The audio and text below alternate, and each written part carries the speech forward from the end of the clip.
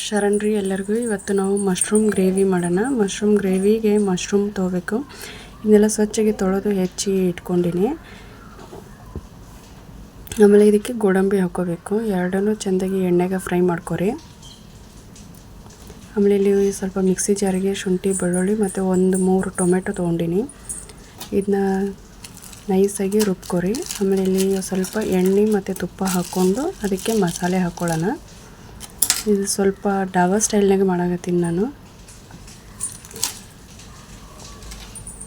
ಮೆಣಸಿನ್ಕಾಯಿ ಮತ್ತು ಉಳ್ಳಾಗಡ್ಡಿ ಚೆಂದಾಗಿ ಫ್ರೈ ಮಾಡ್ಕೊರಿ. ಫ್ರೈ ಮಾಡ್ಕೊಂಡಿದ್ದೆ ಈಗ ರುಬ್ಬಿದ್ದು ಟೊಮೆಟೊ ಮಿಶ್ರಣ ಏನೈತಲ್ಲ ಅದನ್ನು ಹಾಕ್ಕೊಳ್ಳೋಣ.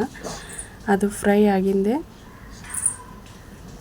ನೋಡಿರಿ, ಈಗ ಗೋಡಂಬಿ ಮತ್ತು ಉಳ್ಳಾಗಡ್ಡಿ ಹಾಕಿ ಕುದಿಸಿ ಇಟ್ಕೊಂಡಿದ್ದೆ. ಅದನ್ನೊಂದು ಸ್ವಲ್ಪ ರುಬ್ಕೊಂಡಿನಿ. ಇದಕ್ಕೆ ಉಪ್ಪು ಖಾರ ಒಂದು ಸ್ವಲ್ಪ ಗರಂ ಮಸಾಲೆ ಹಾಕ್ಕೊಳ್ಳೋಣ. ಗರಂ ಮಸಾಲೆ ಅಥವಾ ನಿಮಗೆ ಯಾವ್ದಾದ್ರು ತಡ್ಕ ಮಾಡುವಂಥ ಮಸಾಲೆ ಇರ್ತಾವಲ್ಲ, ಬಿರಿಯಾನಿಗೆ ಅಥವಾ ಗ್ರೇವಿಗೆ ನಾನ್ ವೆಜ್ಗೆ ಯೂಸ್ ಮಾಡೋಂಥ ಅದನ್ನು ಹಾಕ್ಕೋಬೋದು, ಚಲೋ ಆಕೈತಿ.